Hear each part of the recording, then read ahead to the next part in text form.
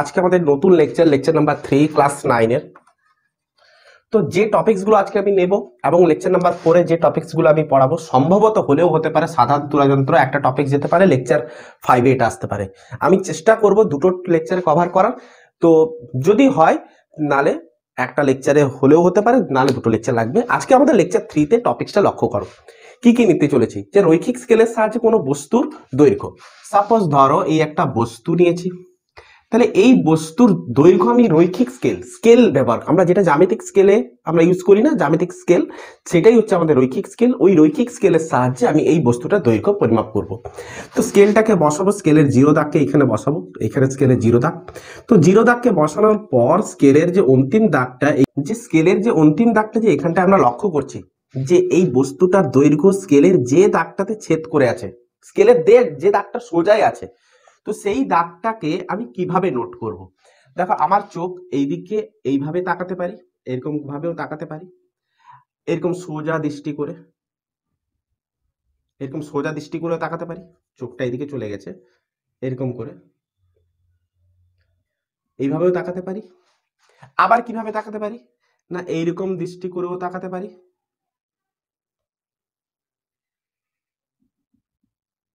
এরকম দৃষ্টি করেও তাকাতে পারি, আবার চোখকে এইভাবে রেখেও তাকাতে পারি।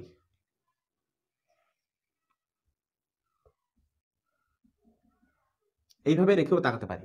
কিন্তু প্রত্যেকটা ক্ষেত্রে লক্ষ্য করো, যদি আমি এইভাবে তাকাই তাহলে আমি দেখব যে স্কেলটা যে ছেদ করে আছে, এই যে স্কেলের যে অংশাঙ্কিত দাগগুলো কাটা আছে, এই স্কেলের অংশাঙ্কিত দাগের একটু হলেও ডিফ্লেক্ট করবে। দেখো এই জায়গাটায় আমি তাকাচ্ছি, এই দিক দিয়ে যদি আমি তাকাই, দেখো এই দিক দিয়ে যদি আমি তাকাই তাহলে আমি কি দেখবো, স্কেলের একটু হলেও এই জায়গাটায় ডিফেক্ট আসছে।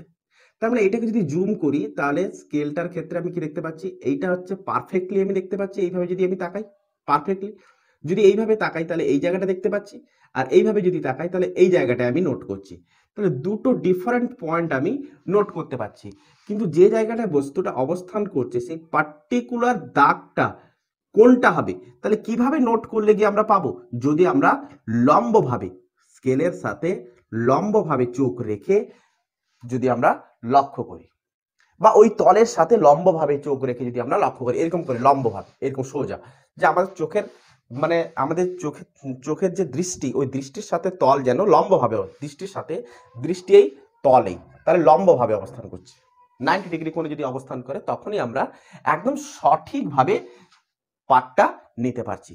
তো এইভাবে পাঠ নেওয়া, এরকম বাঁকা করে যে পাঠ নেওয়া, এই নেওয়ার প্রসেসে যে ত্রুটিটা আমরা লক্ষ্য করি সেই ত্রুটিটাকে আমরা বলে থাকি লম্বন ত্রুটি বা লম্বন দোষ। তাহলে রৈখিক স্কেলের সাহায্যে বস্তুর দৈর্ঘ্য আমরা কিভাবে নির্ণয় করব, স্কেলের জিরো দাগকে বস্তুর এক প্রান্তে এবং বস্তুর শেষ প্রান্ত স্কেলের যে দাগে ছেদ করেছে সেই দাগে আমরা কি করব, চোখকে লম্বভাবে রেখে আমরা বস্তুর সঠিক দৈর্ঘ্য পরিমাপ করব। ক্লিয়ার হয়েছে এতটুকু?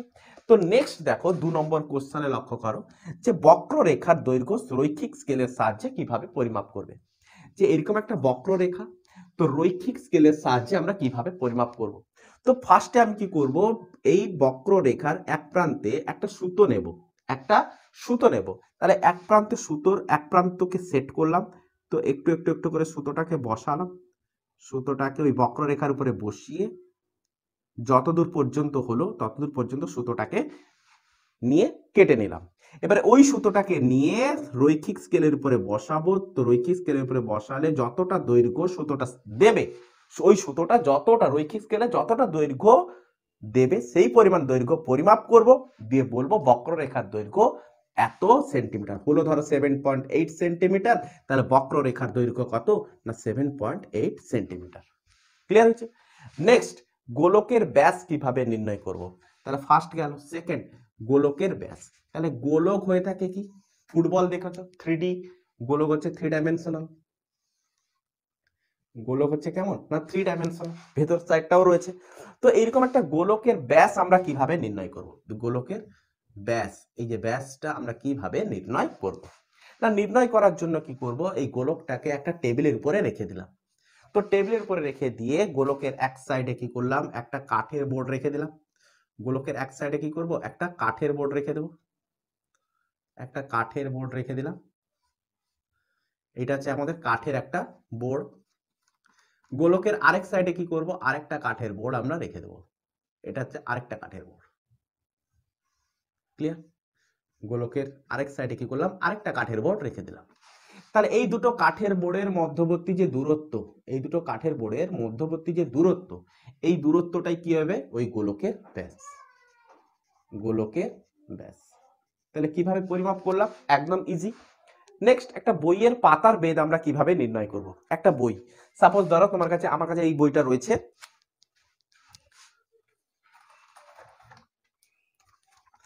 সাপোজ ধরো আমার কাছে এই বইটা রয়েছে, আমি বই একটা আনছি, ধরো এই বইটা রয়েছে, এই বইটা।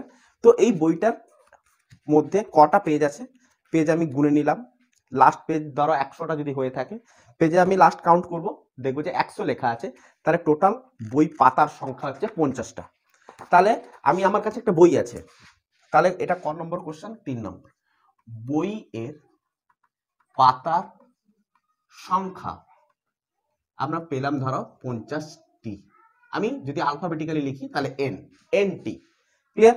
তাহলে বইয়ের পাতার বেদ আমি নিলাম। এবারে ওই যে বইটা রয়েছে, ওই বইটার ক্ষেত্রে আমরা কি করব না, ওই বইটার ক্ষেত্রে একটা রৈখিক স্কেল আমাদের কাছে আছে, জ্যামিতিক স্কেল। ওই জ্যামিতিক স্কেলটাকে আমি বসাবো, বসিয়ে কি করব, এইখান থেকে এইটুকু পর্যন্ত বারবার পরিমাপ করলাম, যে দেখলাম যে এটা বারবার করে কবার খানি অবজারভেশন করতে হবে, মিনিমাম 5 বার করতে হবে। তো আমি প্রথমবারে তাহলে কবার অবজারভেশন করব, একবার, দুবার, তিনবার, চারবার, 5 বার অবজার্ভ। তাহলে প্রথমবারে পেলাম ধরো 0.5 সেন্টিমিটার, তার পরের বারে পেলাম ধরো 0.6 সেন্টিমিটার, তার পরের বারে ধরো পেলাম 0.5 সেন্টিমিটার, তার পরের বারে ধরো পেলাম 0.4 সেন্টিমিটার, তার পরের বারে ধরো পেলাম 0.5 সেন্টিমিটার। ক্লিয়ার? তো কবার অবজারভেশন করেছি, 5 বার। তাহলে মোট অবজারভেশনের সমষ্টি, অবজারভেশনের ফলে যতবার আমি অবজার্ভ করেছি ততবার যে আমি যে লেন্থ গুলো পেয়েছি, এই যে লেন্থ গুলো যে আমি পেয়েছি, এইটুকু লেন্থ আমি স্কেলটা বসাবো, এইটুকু লেন্থ পরিমাপ করব। যে লেন্থটা পেয়েছি তার সমষ্টি করব, কত আসবে, 0.5, 6 5 11, 11 5 16, 16 4 20, 20 5 25, তাহলে কত আসবে, 2.5 সেন্টিমিটার।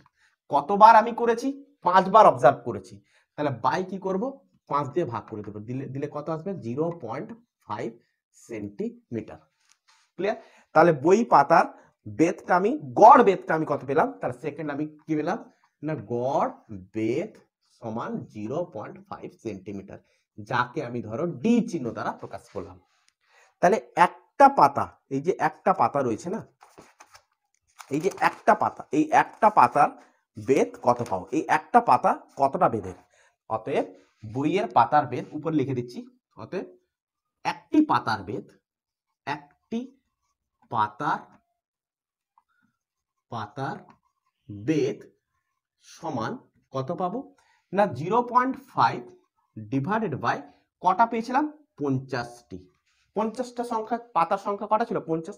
তাহলে বেধকে পাতার সংখ্যা দিয়ে কি করলাম, ভাগ করলাম। তাহলে বেধ কত ছিল না, ডি কে আমরা পাতার সংখ্যা দ্বারা ভাগ করলেই একটি পাতার বেধ আমরা পেয়ে যাব।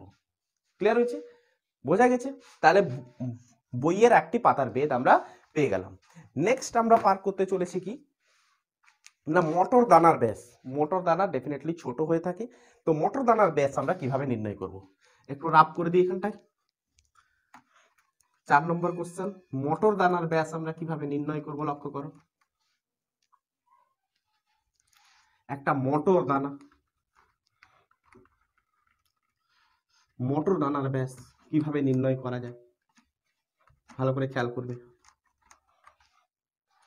একটা মটর দানার ব্যাস আমরা কিভাবে নির্ণয় করব, একটা মটর দানার ব্যাস আমরা কিভাবে নির্ণয় করব। আচ্ছা, 4 নম্বর কোশ্চেন। 4 নম্বর কোশ্চেন কি, একটা মটর দানা, সাপোজ এই একটা মটর দানা, এই একটা মটর দানা। তাহলে এই মটর দানার সব থেকে বড় পরিধি বরাবর কি করলাম, আমি একটা সুতোকে জড়িয়ে দিলাম, একটা সুতো জড়িয়ে দিলাম বড় পরিধি, তো ভিতর দিক দিয়ে। তাহলে একটা মোটর দানা, 4 সাইডে সুতো। আরে ওই প্রসেসও নিতে পারতাম, গোলকের ব্যাস যেভাবে নির্ণয় করেছি সেভাবে আমি বার করতে পারতাম, এভাবেও আমি বার করতে পারবো। তাহলে জড়িয়ে দিলাম, তো জড়িয়ে দিয়ে একটা স্কেলের উপর ওই সুতোটা 0 দাগ থেকে কতটা দাগ পর্যন্ত গেল সেই দৈর্ঘ্যটা আমি পরিমাপ করে নিলাম। তাহলে এখানটা আমি সুতোটা রেখেছি, সুতোটা কতটা দৈর্ঘ্য গেল না আমি ধরলাম x সেন্টিমিটার। ক্লিয়ার হয়েছে? বোঝাতে পেরেছি? তো এইরকম করে 5-6 বার করব, দিয়ে আমি একটা গড় পেয়ে যাব। আমি একবার করে দেখাচ্ছি, একবারে কিন্তু হিসেব করা হয় না। তাহলে যেটা আমি পেলাম, যে x সেন্টিমিটারটা আমি পেলাম, এই যে সুতোটার যে দৈর্ঘ্য আমি পেলাম, তাহলে এই x সেন্টিমিটারটা কি বোঝাচ্ছে? ওই মোটর দানার পরিধি বোঝাচ্ছে। ওই মোটর দানার কি বোঝাচ্ছে? পরিধি। কার? ওই মোটর দানার। মোটর দানার। আচ্ছা, তো x ইকুয়ালস টু, তাহলে মোটর দানার পরিধি বের করার ফর্মুলা কি? 2 পাই আর। 2 পাই আর, এটা হচ্ছে পরিধি বার করার ফর্মুলা। আর হচ্ছে যেখানে ব্যাসার্ধ। তাহলে x ইকুয়াল টু আমি কি লিখতে পারি? 2r ইন্টু পাই। তাহলে 2r মানে হচ্ছে কি? ব্যাস। তাহলে ব্যাস ইন্টু পাই। আরে 2 ইন্টু ব্যাসার্ধ মানে কি পাই? ব্যাস পাই তো। তাহলে x ইকুয়াল টু এটা লিখতে পারি।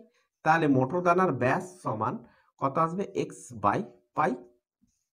তাহলে মোটর দানার ব্যাস আমরা বার করতে পারি x বাই পাই, পরিধি ডিভাইডেড বাই পাই করে। পাই হচ্ছে কত? পাই এর মান কত? 3.14 হয়ে থাকে।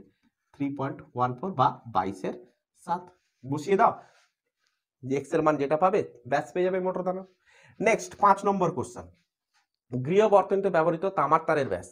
আরে তামার তার খুব সরু হয়ে থাকে। তামার তার আমরা গৃহ বর্তনীতে যে তামার তার ব্যবহার করে থাকি খুব সরু হয়ে থাকে। তাহলে এই তামার তারের ব্যাস আমরা কিভাবে পরিমাপ করব?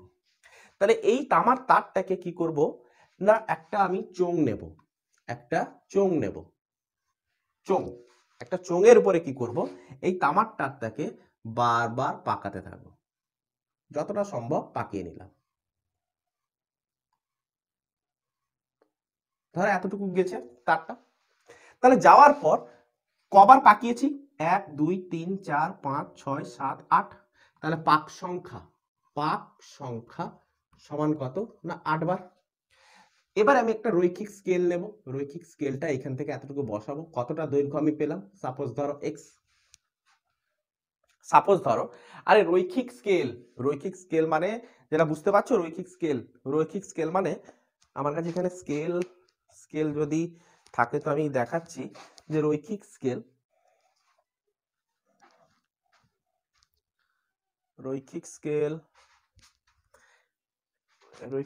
এই মুহূর্তে রৈখিক স্কেল মানে গোলানোর কোনো দরকার নেই। রৈখিক স্কেল হচ্ছে আমরা জ্যামিতিক স্কেল যেগুলো ব্যবহার করে থাকি, জ্যামিতিক স্কেল যেগুলো ব্যবহার করে থাকি।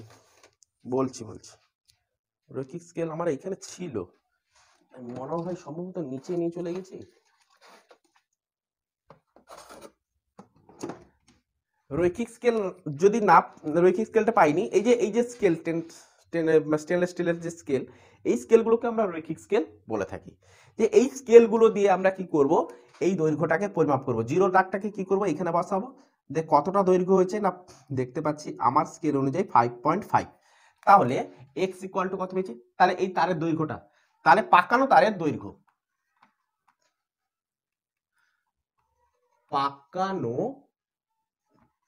অংশের দৈর্ঘ্য, পাকানো অংশের দৈর্ঘ্য কত পেয়েছি? 5.5 সেন্টিমিটার। 5.5 সেন্টিমিটার। তো পাক সংখ্যাটাকে আমি n দ্বারা ডিনোট করলাম, আর পাকানো অংশের দৈর্ঘ্যটাকে আমি কি দ্বারা ডিনোট করলাম? x দ্বারা, যতটুকু দৈর্ঘ্য হয়েছে। ক্লিয়ার করতে পেরেছি? তাহলে এবারে আমরা কি করব? যে এই তারের ব্যাস বার করতে গেলে, কিভাবে বার করব? না, যে পরিমাণ দৈর্ঘ্যটা পেয়েছি x ডিভাইড বাই পাকানো অংশ মানে n, পাক সংখ্যা মানে হচ্ছে n। তাহলে x বাই n যদি করে দিই, তার মানে 5.5 ডিভাইড বাই যদি 8 করে দিই, তাহলে যে যত সেন্টিমিটার বেরিয়ে আসবে সেই সেন্টিমিটারটাই হবে কি? এই তারের ব্যাস। এই যে সরু তারের ব্যাস 2r কি বেরোবে? 2r বেরোবে। খেয়াল করে 2r বেরোবে। তাহলে গৃহ বর্তনীতে তামার তারের ব্যাস যদি আমাকে বার করতে হয়, ওই তারটাকে নিয়ে আগে পাকিয়ে নেবো, যতটা দৈর্ঘ্য হলো, কতবার পাকালাম সেই সংখ্যাটা। তাহলে যতটা দৈর্ঘ্য পেয়েছি ডিভাইড বাই পাক সংখ্যা দ্বারা ভাগ করে দিলেই আমরা যত সেন্টিমিটার পাবো সেটাই হচ্ছে ওই তারের ব্যাস বেরিয়ে যাবে। ব্যাসার্ধ বার করতে গেলে বাই 2 করে দেবো, 2r ইকুয়ালস টু যদি সেই সেন্টিমিটার হয়ে থাকে বাই 2 করে দিলে আর বেরিয়ে যাবে। আচ্ছা, তো এইভাবে আমরা আজকে লেকচার 3 তে এই 6টি কোশ্চেন আমরা কভার করলাম। নেক্সট লেকচারে হলেও হতে পারে সাধারণ তুলা যন্ত্রকে আমি পুরো রিয়েলি সাধারণ তুলা যন্ত্র দেখিয়ে আমি এটা কভার করতে পারি, তাহলে একটা লেকচার যাবে, না হলে এটা একটা লেকচার যাবে, না হলে দুটো লেকচারে আমি এটাকে কভার করব। তো পরিমাপের আজকে তৃতীয় লেকচার। আই হোপ তোমরা এতটুকু পর্যন্ত ভালোভাবে মন দিয়ে পড়লে এবং রিভাইজ করলে, যদি পড়া হয়ে থাকে রিভাইজ করে নাও, নাহলে আজকের এই লেকচার থেকে সংক্ষিপ্ত আকারে যতটুকু বুঝেছো সেইটুকু আকারে পাট পাট করে তুমি লিখে নিতে পারো, তোমার নিজের মতো করে লিখে নিতে পারো, ফিজিক্সের টার্ম দিয়ে লিখে নিতে পারো। লিখে নিলে তোমার মধ্যে এটা পুরো একদম গাঁথা হয়ে যাবে এবং তুমি যেখানে খুশি এই সকল মানে জিনিসগুলোকে অ্যাপ্লাই করতে পারবে। তো আজকের মতো এতটুকুই থাকলো। Best of luck, good night.